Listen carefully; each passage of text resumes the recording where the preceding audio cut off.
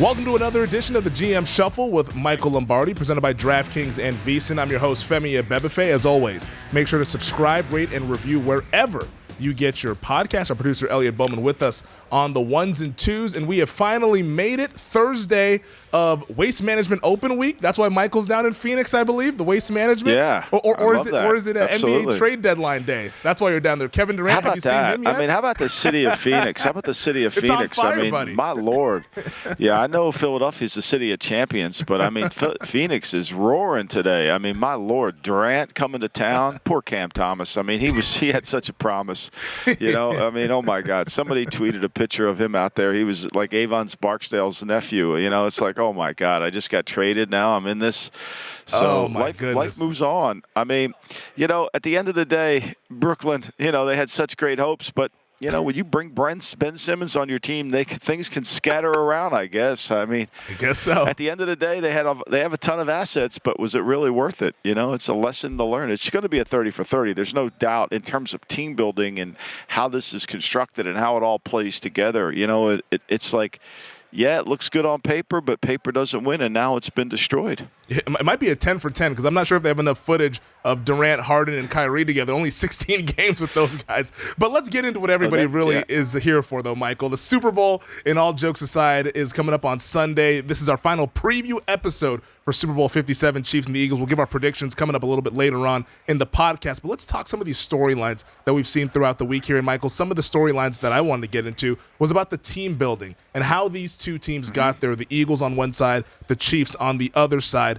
Do you think that these organizations over the offseason, do they have anything in common to get to this point here where they find themselves one win away from hoisting the Lombardi trophy?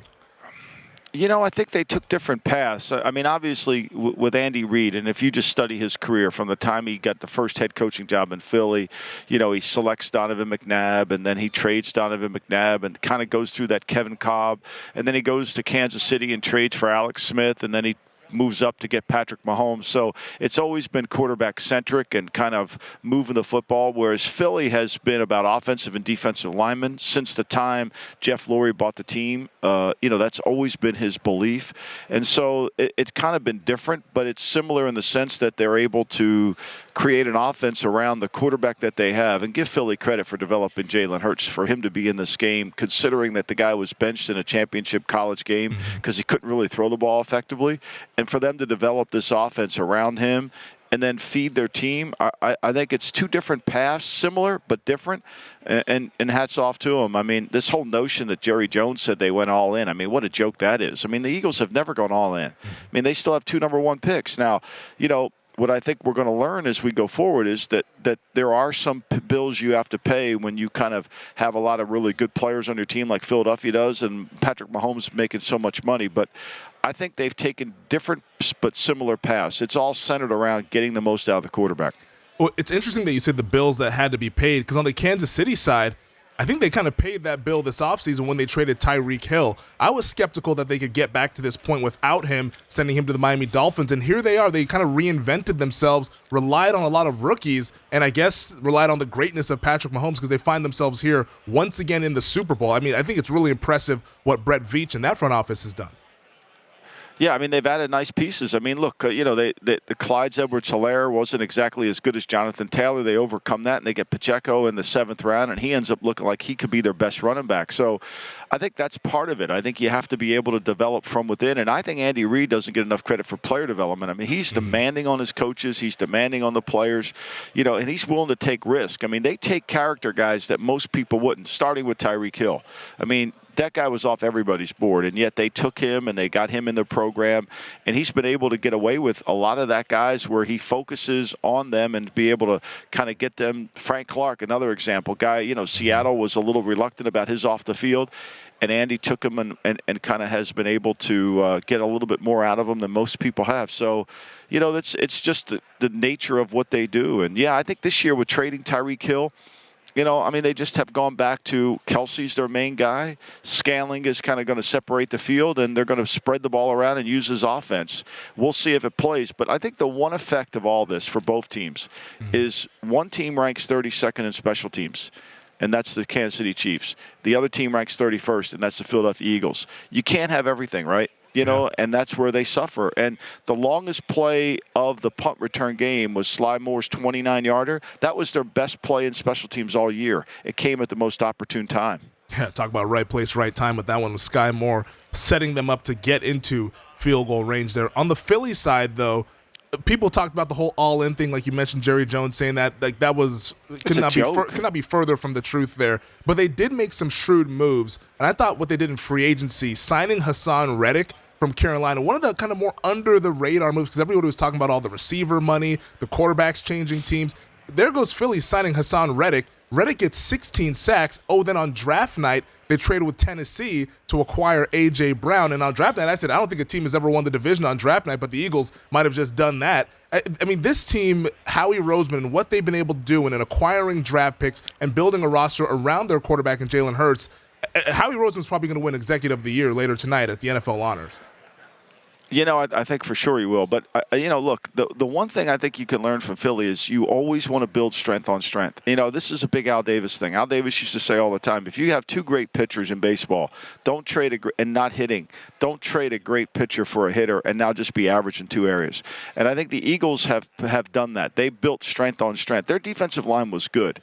It was really good, and yet they add Hassan Reddick to make it even better. And then they draft Jordan Davis to make it even better. To me, that's the way you do things in the NFL. You build strength. San Francisco's built strength on their defensive front, and that's the way you win games. I mean, this game's going to come down to real simple, right? When you break this game down, it's going to come to which team can protect and which team can rush the passer, and it's going to come down to a simple thing when we played in our backyards, right? If Mahomes is facing 3 Mississippi, he's going to lose the game. If Mahomes is able to get them to count to 5 Mississippi, he's going to win the game. So it's as simple as that, right? And the Eagles tried to build their team around making it a 3 Mississippi game. And they put all their resources in a defensive lineman. Yeah, they went and got a receiver, but one of the things that characteristics about A.J. Brown that helps them is he can block, he's tough, and he's great yards after the catch. It's one of the things I have a problem with Baltimore. Baltimore, to me, doesn't build their offense around the strengths of their quarterback. They just add pieces and hope the quarterback's going to make everybody better. I think Philly was strategic in every move they made. Do we have the two best teams in football? Because you look at their profiles and how they mirror each other, and I saw this tweet from Field Yates about a week ago. Both of these teams, 16-3 overall record. Both of them have scored 546 points. Both of them have 6 All-Pros, including a Kelsey brother and a quarterback. And then both of them the number 1 seeds in their respective conferences. Are these the two best teams at the end of the day in football? And let me add another thing. To me, the most important stat in all of football is first half point differential, right? Whoever gets the lead at halftime should be the best team. The Eagles are the best team in that. They averaged 18.6 points per game. They only give up 9. I mean, they have like a plus 9-6 ratio in that area. The Chiefs get 15 points at 15.5. They give up 10 points in the first half. So they only have a 4.6. So to me, whenever you want to see who's going to the Super Bowl, week 8 of the season, go just look at first half point differential. The teams that build the lead in the first half are the teams that typically are going to get to the Final Four, and they're going to go forward. It's a rare exception that a team in the Giants did it when they won the Super Bowl that year. They were in the 18-19 area, but most of the often it's teams that can build the lead and can extend the lead in the second half. So yeah, I do think these are the two best teams. Now, I think the one area, I think Philly's a more complete team in terms of their whole talent level on every single aspect of their team. But the difference maker, the guy who tilts the field, the guy who is you got a handicap, is the one quarterback, and that's him, Patrick Mahomes. I mean, he is the great equalizer in this game. What do you think a win would mean for Patrick Mahomes and his legacy? Because everyone's kind of talking about Mahomes as being a potential all-time great, and I think he's already stacking that resume to be one of those types of guys. But another Super Bowl. Oh, you're going down the Danny O road. You're going down the. I saw him in here at Media Row. I was going to ask him and say, "Do you know who Otto Graham is, Danny O? Do you have any idea?" There's Joe Montana sitting over here. Why don't you go talk to Joe Montana? Maybe you might want to have a conversation with Joe. You're walking around here getting interviewed by everybody. Maybe you should have a conversation with Joe over here. There's a guy named Otto Graham who was really good. Have you ever heard of Sammy Ball? Have you ever heard of these guys? Well, they couldn't. How about Johnny Unitas? Have you ever heard of him before? Well, he couldn't play today. You're so full of shit. He couldn't. Johnny Unitas would dominate today. Look, you just can't have that. There's a great thing when you are a coach, right? You're a young coach, right? You've played the game before. You can't coach the game the way you played. You got to understand it. Like I talk about this in Football Done Right. When I got on the team bus and I had to sit behind Coach Walsh, he was doodling Clark Shaughnessy plays in the seat in front of me. And he would tell me what tapes or what he wanted me to get him so he could continue learning about the game from the past, which brings the game to the present. And so if you don't have that knowledge, if you don't understand the past, it's hard to move forward. How do you characterize Patrick Mahomes? I don't know. Otto Graham won 10 championships. Is he going to get to Otto Graham's level? Maybe. Certainly he is uniquely talented, and he makes plays that are unscripted. For all the greatness of Andy Reid as a coach, and it's tremendous, the plays that often define the Chiefs' outcomes are the plays that Mahomes make in the red area or out in the third down, the 3rd and 17 to Tyreek Hill in the Super Bowl win against San Francisco. He buys time. Bosa doesn't keep him in the pocket. He moves, and he finds Tyreek Hill down the field. And so he makes those plays, those unscripted plays that Mahomes make are just so rare, and that's what makes him so special. Mahomes is trying to do something that nobody has done since Kurt Warner in 1999, and that's win regular season MVP, the Super Bowl, and also Super Bowl MVP. We'll see if he can accomplish that. Also on the Andy Reid front, he's the only coach in league history who's won 100-plus games for 2 different organizations. If he adds another Super Bowl to his trophy case there, that could be definitely a big-time boost in his resume here. But I think we'll have a lot of time on Monday. He's going in the Hall of Fame. He's already going. He's going in the Hall of Fame. But he's already in the Hall of Fame. He might go to the special class of the Hall. He might be in the penthouse of the Hall of Fame if he continues to add some of these Super Bowls there. Yeah. But I think that we'll have a lot of time to discuss what it means for the Eagles, what it means for the Chiefs on Monday after the game. But Michael, let's take our first break and let's dive into the X's and O's here of Super Bowl 57, Chiefs and the Eagles. All right, let's get into the X's and O's, the nitty-gritty of this matchup on Sunday. I mean, we got to talk about the menu here in Phoenix. We got to hit that first. So hit that? Okay. I want to. I mean, you would have loved it last night. I mean, I could have seen you sitting at the head of the table there, sweat coming down you as you're eating pizza. But we got into Pizza Bianca last night. Kind of did the Henry Hill thing. We just started just tipping our way. Whoever's in our way, just tip them, right? And eventually we got in with really kind of a.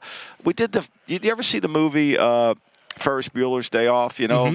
And when that scene where he's there and he's kind of bluffing his way to get a table, and so I think we kind of worked on that. And, of course, a little bit of green cash never helps. So we got in. I got to tell you, if you ever come to Phoenix, I recommend it strongly. It was unbelievable. It's a great spot.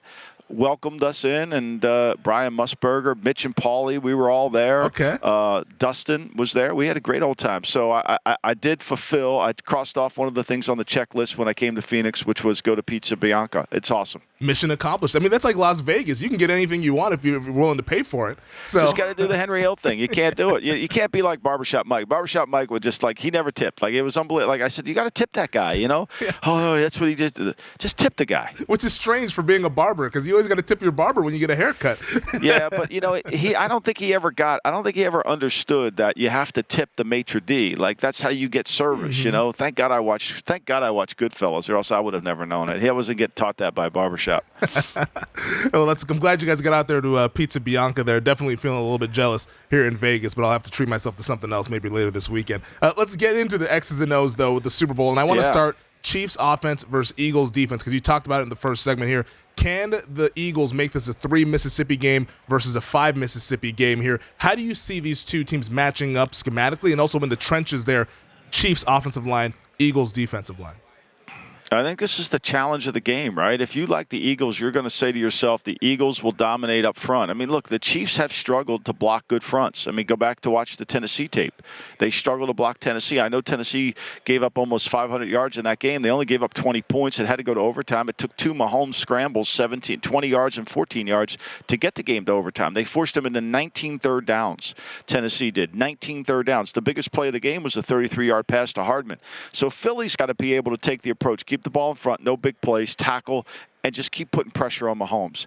And at some point, they've got to be able to say, we can't let you run the ball on us, right? Everybody's focusing on the Eagles' run defenses. Well, Andy doesn't really want to run the ball. I mean, that's one of the big things in the league, is force Andy to keep throwing. He threw 68 times against Tennessee, and Mahomes did in that game. So I think this game's going to come down to Philly stopping the run early and forcing Mahomes, I know this sounds strange, to throw the ball so that they can utilize their strength, which is their defensive front, against a weakness. And I don't know if it's a true weakness, but it is one of the areas of deficiency, the tackles of the Kansas City Chiefs. I mean, Orlando Brown struggles against speed to power. He knows he's not a left tackle. He knows he can't protect the edge all the way around. And Mahomes knows it too. Mahomes does a great job of climbing the pocket because he knows Orlando's not very good on speed outside. And so he's got to be able to handle the speed to power on the outside from Sweat. And they've got to be able, Wiley's got to be able to block Riddick, which is going to be a hard matchup. And so that, to me, is where this game's going to come down to. And the more plays, Tennessee had to play 91 plays against them when they played. The more plays they have to play, then all of a sudden the offensive line gets worn down. And that's really was Cincinnati's game plan. Cincinnati basically rush 3 or rush 4, and they were able to force those tackles to have to handle their edges. And their edges did a great job. And then your edges have to have the speed to go catch Mahomes when he starts moving around. So to me, I think this is where the Eagles gain an advantage. And if it doesn't show up early in the game and you're in betting this game, this is kind of what's going to make you believe the Chiefs have a chance to win. If the Chiefs play better up front, it'll show up early, and it'll show up in the first quarter. You mentioned that the Eagles could be susceptible to a little bit of the run game. Do you think that the Chiefs, if they committed to it, would be able to run the football on Philadelphia? Well, they're never going to commit to it, right? They're going to run it, and they're going to run the jet sweep. What they're going to try to do is spread you horizontally to then get you vertically. What Cincinnati did is Cincinnati lined up in a 5-man front. They covered the guards in center, and they had 2 edges outside. So they tried to force the ball, to take away the jet sweeps, and they basically said, "You're not running the ball on us, Mahomes. If you beat us, you're going to beat us on one leg." And, I'm not sure he did beat him. I mean, he made enough plays, but, Cincinnati giving up that return, putting the ball down the middle, that was the issue. So I think that's got to be Philly's game plan. Look, we're going to take our chances. We know it's hard to take Kelce out of the game. But the reality of it is if we give up 200 yards rushing like we did when we played them in week 4 of the season, they ran the ball 32 times in that game. Edwards-Helaire was the leading rusher in that game. They ran it 32 times against the Eagles and gained 200 yards. The Chiefs had the ball 8 possessions. One of those possessions was a kneel down. So they really only had 7 possessions in the game. They never punted. They scored 6 touchdowns and threw an interception.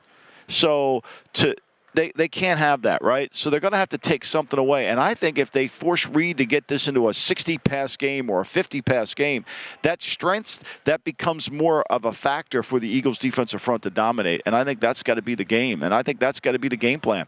I don't think the Eagles are fearful of any other receiver on the team except for they know they got to handle Kelce. Yeah, I think Kelce's the guy that it's like key in on Kelce, but everybody's been talking about that, and he still has these 10, 12 catch games. Well, because they move him around all the time. Yeah. See, they line him up outside. They line him up in the slot. So, and look, everybody in the media calls Kelce a tight end. Nobody in the industry thinks Kelce's a tight end. When Kelce's on the field, he is a receiver. So they match that to them because they know they're not running the ball behind Kelce, right? And look, I'm not diminishing Kelce at all. I mean, I think to me, if I were Kelce's agent, I'd say, yeah, you're a receiver. You should be paid like the top receivers in football because he is a top receiver. Devontae Adams and Kelce are the same player. They're great. They're great. They tilt the field, but he's not a tight end. And because he's not a tight end, you got to match up to it. So when he's on the field and they have 3 receivers, they're really in 10. So you got to be alert for outside. You got to be alert for the draws, the screens, all those things. But you're not worried about any power run game. The key to this game is, think about this, Fem. What do I say? I wrote this for vsin.com online. One of the key parts of all these games is deciding who wins 3rd and 2. Who wins? Who controls the possession down when it's 3rd and short, right? The Chiefs are the 32nd team in the league in that area. Why? Because they really don't have power in the offensive line, because they really don't have a tight end that can knock you off the ball, so they can't get into formations where they're just going to say, okay, we're going to run the ball for 2 yards. What they have to do is what we call dick them. They got to, we're going here, but no, we're going there. We're going to run sprint right option. We're going to run, the touchdown pass to Kelce in the Cincinnati game was sprint right option. It got held, and then Kelce moved around and made a play. So the Eagles know that going in. They're not going to power the Eagles off the ball. So Andy Reid's playlist is going to have a numerous amount of passes on 3rd and 1, 3rd and 2, because he knows he can't just stick it up in there and run it. And I think that's because they don't have that ability to ever control the edge. So to me, that's another factor in the game. Yeah, I think that's a really good point. And when we'll talk props in this next segment about the Chiefs and how often they might pass the ball here. How about on the other side of the football, though? Chiefs defense versus the Eagles offense. The Eagles very multiple run game, a lot of pass catchers there. How do you think the Chiefs try to slow them down? I think getting Snead back is huge for the Chiefs, right? So I think he's playing, right? So, yep. I mean, that's the understanding. He's going to play. So that really helps them. Look, here's the Chiefs' mentality on defense. Spagnuolo wants to create havoc. He wants to create a negative play somehow, some way. He wants to play man-to-man. He wants to create a negative play. The challenge for him is, can he control Hurts in the pocket? If you go back and watch the San Francisco game, the San Francisco defensive ends did a great job of rushing up the field, and as soon as they got even with Hurts, they closed it down. They moved it down, and their tackles try to push the guards back so they could make Hurts a pocket passer. That's not a negative. That's just the reality, right? We want Hurts to make a pocket. We don't want him moving and running with the football. Because when you play man-to-man against the Eagles and you turn your back to Hurts, he could take off and run easily if he escapes the pocket. And I don't want to hear this shit about a spy. Spies are only good on television, right? Spies typically don't work, right? No espionage. They work on TV, the Americans. Yeah, no, they work for the Americans. They don't work in there. You got to be able to control him with their pass rush. So to me, that's the real challenge here for the Chiefs is how they coordinate their pass rush. It's not going to be how much they play man-to-man. They're going to play man-to-man. And especially when they watch the San Francisco game, they know San Francisco wasn't really intimidated by the receivers. They felt like they could handle them. They got to tackle them, but they felt like they could handle them. And one of the things is they know Ward, who they had, right? Mm-hmm. They watched Ward play against them, so they have a sense of, okay, he covers these guys. Maybe we can as well. And I think you'll see that. But what he's going to try to do is create a negative play. Run a five-man pressure that knocks him into 2nd and 17. And try to get them backed up and make it work that way. I think the two tapes he'll watch, I think he'll watch the Washington tape to try to make sure that they force him into some mistakes. And I think that's ultimately the way you got to stop him. Do I think Hurts runs the ball in this game? Yeah, I think they're going to try to make it look like he is going to be the runner in the game. And I think that the Chiefs are going to have to take him away. It's interesting because I don't think anybody really expects the Chiefs to get a ton of pressure with just their front four. It's going to have to be sending some of those blitzes there like Spags likes to do here. If they don't get the Eagles into 2nd and long and kind of behind the sticks, behind schedule, can the Chiefs consistently get off the field if they don't do that?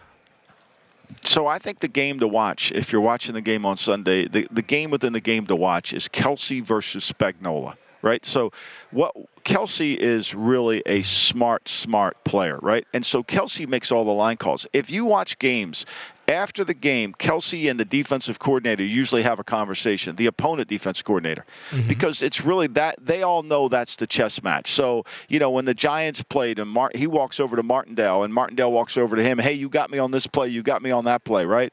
He kind of has the ability to get him in the right call and understand where the pressure is coming from. He's the quarterback of the protection schemes. In like New England scheme or the Raiders scheme with Josh McDaniels, Brady did all that. Brady, rerouted the protection. Brady changed the protection. He audibled. Kelce does that. So that to me is going to be the challenge is can Spagnuolo dupe Kelce? Can he find a way to make Kelce think he's doing A but really does B? And I think that's the game within the game. And you got to really pay close attention to that. That's where all the action's going to take place. And I think that ultimately he does a great job, but at times he gets fooled. And Spagnuolo does a really good job of kind of disguising what he wants to do. But one of the things Spagnuolo's liabilities show up is if they blow a coverage, if they kind of make a mistake, because they think, not everybody gets communications correctly. So I think there's the game within the game. We've talked a lot about the players here, but we know football is chess on grass. What about the coaching staffs here? You have the Andy Reid, 2 weeks to prepare, everything that goes along with that. Nick Sirianni, who apparently presses all the right buttons on game day with the in-game coaching decisions here. Which coaching staff do you give the advantage to? I wrote about this too. So to me, I think this is going to come down to, who can avoid losing first? And I know everybody thinks you got to be aggressive in these big games, but I think the risk reward's got to be measured carefully here. And I think a lot of, people talk about game management on Sunday. Game management starts on Tuesday. Like, how are we handling this situation? What are we doing in this situation? And I think because of the Eagles having that rugby formation and that ability to convert some of these, I think it helps their game situation a lot better. They're really good at getting those short yardage plays. So I think that helps them. And I think ultimately their ability to use the quarterback in the run game gives them the opportunity to, when they do take that fourth down, I think if they get Kearns back, their punter, that may help field position. But I think in this sense, neither team's going to respect field position as much. I think they're going to be a little bit more risk averse, not risk averse. I think they're going to take some risk to keep the ball away and limit possessions. Once again, this is going to be an 8 or 9 possession game, and you've got to maximize that as best as possible. So, Sirianni uses the analytical area. I think Andy Reid does it by feel. I'm sure he has somebody in the booth helping him. But I think ultimately this is going to come down to your preparation. And I think the Eagles have a more dynamic team in the sense of they can execute that short yardage play, which helps when you're managing games. Last thing before we take another break, which kicker do you trust more, Harrison Butker or Jake Elliott? It's interesting. I had Jay Feely on the show yesterday, and we talked about that. He still thinks Butker's hurt, even though he's kind of muddling through it. Butker's missed 3 extra points, not very good outside of 40 yards. He's got 5 misses outside of 40 yards, whereas Elliott's only had 1 miss outside of 40 yards, including the 50-yard. I count 40 and 50. To me, that's the turnover range. Yep. You miss a kick there, that's a turnover. You miss a kick in the 30, it's a turnover too, but most of these guys typically don't. And the extra points are going to be critical too because, look, let's face it, 1 point kind of gets you off schedule, and then you chase that point forever. I trust Elliott more than I do Butker. I just don't know if Butker's healthy. This is going to be a really fun game. Talking this out, I'm getting more and more excited for Sunday. Michael, let's take another break. On the other side, we'll try to apply these X's and O's numbers to the prop betting that we'll have on Super Bowl Sunday. This is the GM Shuffle. All right, one of the fun things about Super Bowl Sunday is the prop betting. And here at VSiN, we do a lot of betting. And Michael, I think you are also dabbling into some of the props or recommending some plays on the props. And from talking with you about the X's and O's, especially on the KC offensive side, you mentioned that at all times they're going to be looking to put the ball in Patrick Mahomes' hands, not really knocking off that Eagles defensive line off the line of scrimmage there, which leads me to believe Mahomes' passing attempts and Mahomes' completions would maybe be a prop over that you would want to get in on. I'm looking at these numbers here. The attempts for Mahomes is at 38.5. The completions 25.5. Would you go over on both? I would, because I think part of the run game in this game is going to be the ability to kind of spread them out and throw quick throws. So there's going to be long handoffs. And then whenever there's long handoffs, that means the passing count's going to go up. And so I do think that. I think it's the same thing with Hurts. I mean, I know Philly wants to run the ball, but only 20 completions for Hurts to me seems really low. 20.5. I think he had 15 last week against the 49ers, and he really didn't have to have. And once the Purdy injury occurred, he didn't have to throw it anymore. So for me, I think ultimately that's going to be the case. I think both quarterbacks will go over their completion attempts. I like those props a lot. Yeah, no, the completions, for Mahomes is at 25.5, 20.5 for Jalen Hurts. What do you make of Jalen Hurts' yards, though, 240.5? Do you think that they're going to make some explosive plays in the passing game, or is it going to kind of be that dink and dunk down the field? Well, I mean, how do explosive plays happen in football, right? Usually they happen in man coverage because in zone you always have somebody playing the deepest of the deepest, right? So, and so when you're in a lot of man situations, if you break a tackle or you catch a deep ball, you're gaining yards. So, and Kansas City's a man-to-man team. Philadelphia's going to play more zone. I think Philadelphia's going to try to keep the ball in front of them. They're not going to want to give up big plays. They're not going to want to make it a one play. They're going to make Mahomes have to beat them constantly with his execution. Certainly capable of it. I'm not saying that as a negative, but I think that's the case. I think if the Eagles are going to win, they're going to need to make some big plays in the game against the Chiefs secondary that you could make big plays. And I think he's going to have to throw the ball. Look, one of the things Hurts does really well is throw the deep ball. Now, he didn't do it against San Francisco. Maybe it's his shoulder. I don't know. But I think he does. I would go over the total on yards. Yeah, let's talk about the shoulder because he looked like he was wincing a little bit at the end of that game against the Niners. From what you're hearing, is he all good there on the shoulder, or is he going to be kind of a little bit compromised? I'm not hearing anything. I mean, I think everything's just a lie. I mean, we are in the lie center we are in the lie capital of the world. Are you kidding me? Nobody's admitting anything. You I think it's going to come down to. Yeah, I mean, nobody's telling the truth here. So, Look, do I think he's healthy? No, I don't think he's healthy. Do I think he can play well enough? Yeah, I think he can. And I think if he takes a hit on it, I think it'll wince and it'll hurt him. But we'll see how he throws it when we watch him in the game. I thought last week against San Francisco, I think that did. He struggled to make – he's usually more accurate on deep throws. Now, he made the one great throw to Smith early in the game that should have been challenged. But I think ultimately he still throws the ball really effectively. In terms of the Chiefs' pass catchers – Kelsey, I'm sure we're all expecting him to have a big day. Is there anyone else that you think could have a big day for Kansas City, though, amongst their pass catchers?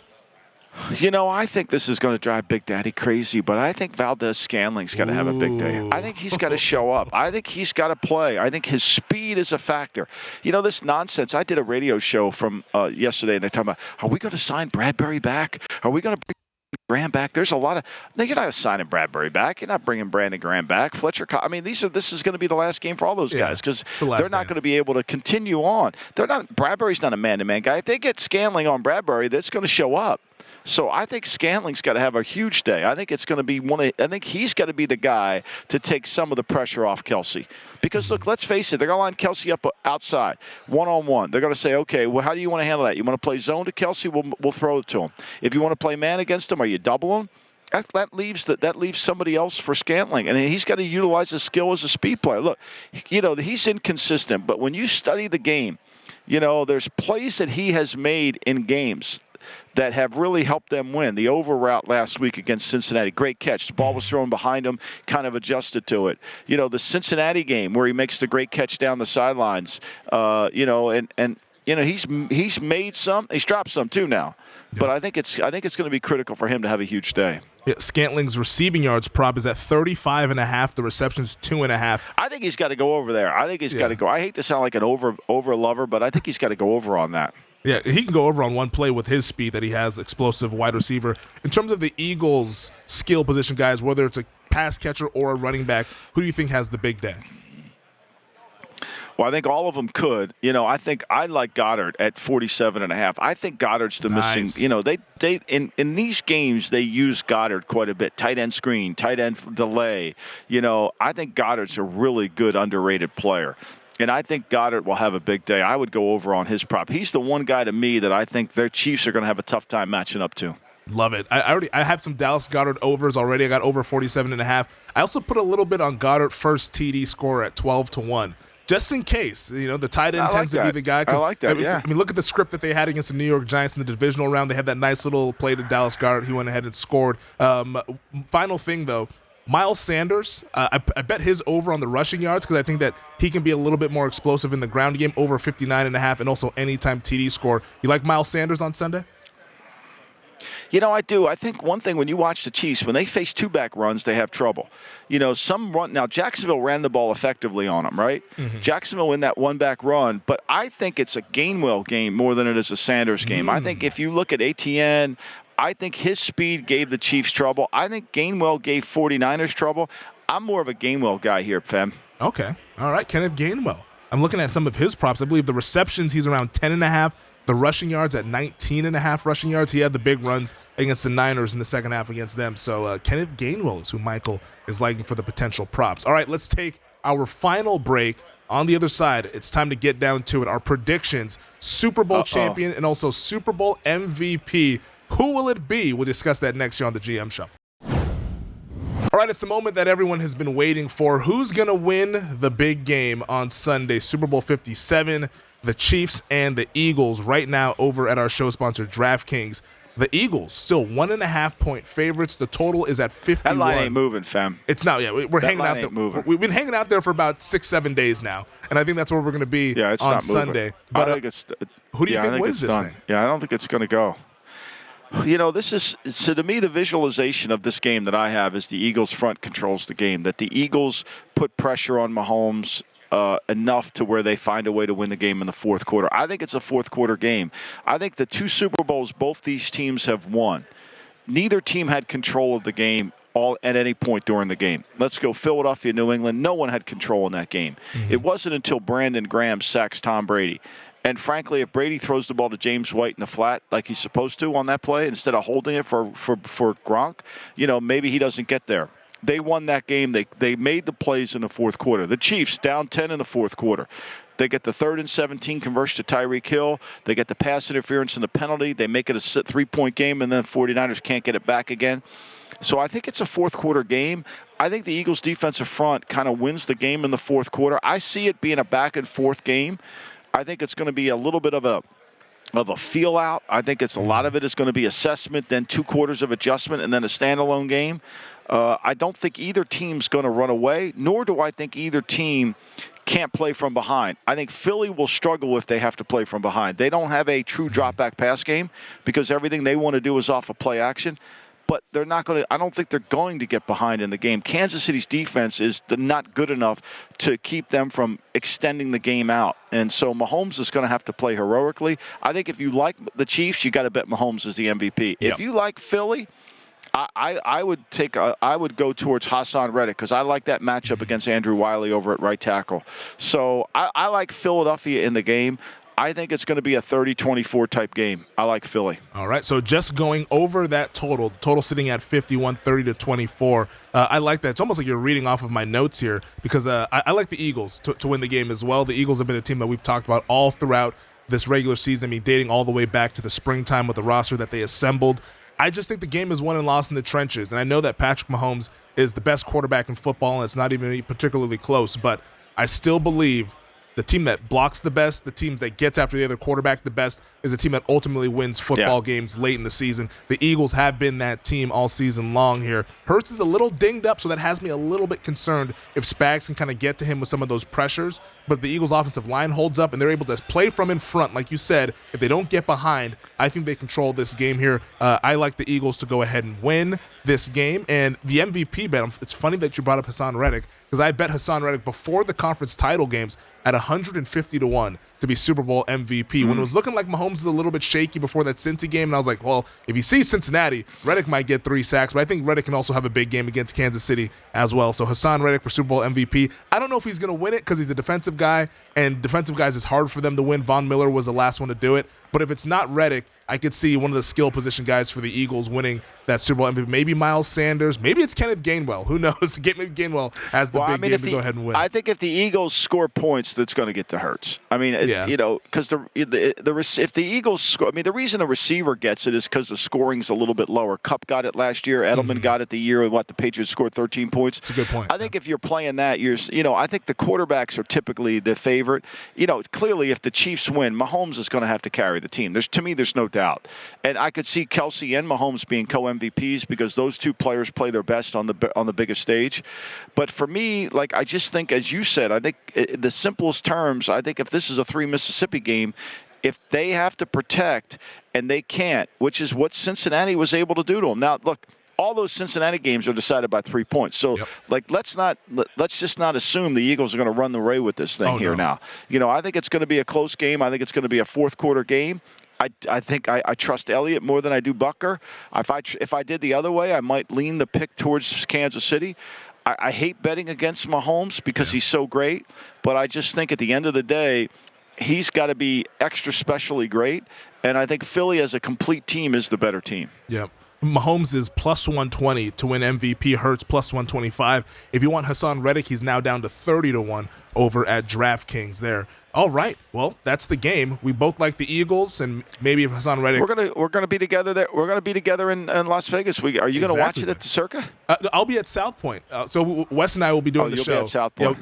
We'll be doing the show during the game there for the live bet angles. So if you want some in-game angles, second screen experience, make sure to tune into vsin.com, and you can see Wes Reynolds and I discussing this game. Real quick, have you decided what the first song of the halftime show is going to be? Have you seen Rihanna yet? No idea.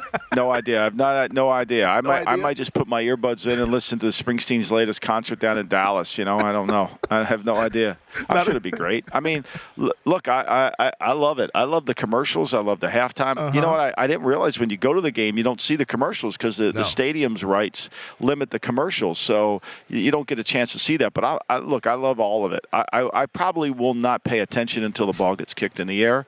Other than that, it's going to be great. Yeah, no, I think I'm in the same boat there because we'll be doing the show, so we don't get any of the audio. So I've DVR'd it to see if maybe there's some cool commercials that people talk about. I'll go ahead and watch those maybe later on next week. But that does it for this edition of the GM Shuffle. Thank you to DraftKings. Thank you to VSiN. Thank you to our producer, Elliot Bowman, on the ones and twos. As always, Michael, thank you to you. I hope you enjoy the rest of your time down there in Arizona. I hope to see you in Las Vegas this weekend, and I'll talk to you then, buddy. Thanks for watching the GM Shuffle with Michael Lombardi, and for more videos like this, make sure to subscribe to VSiN Live and the GM Shuffle podcast with Michael Lombardi, presented by DraftKings and VSiN, wherever you get your podcasts.